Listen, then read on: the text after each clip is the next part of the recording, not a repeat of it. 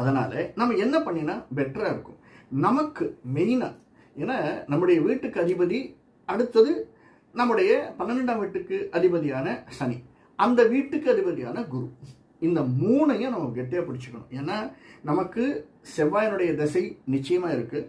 செவ்வாயினுடைய திசை 7 வருஷம் இருக்கும். அதனால் அதற்கடுத்து ராகுவனுடைய திசை இருப்பவர்கள் இதில் கொஞ்சம் கடைசி ஆண்டில் சில பேருக்கு கிருத்திகை நட்சத்திரக்காரர்களுக்கு குருவனுடைய திசை இருக்கும்.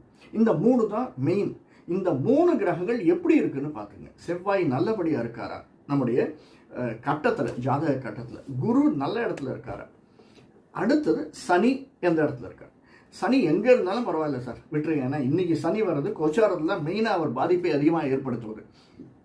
குரு எங்கே இருக்கார், செவ்வாய் எங்கே இருக்கார், இது ரெண்டும் பலமாக இருக்காரா? பலமாக இருந்தாலும் சரி சார், எனக்கு செவ்வாய் 8ல் இருக்கார் சார், குரு 6ல் இருக்கார்,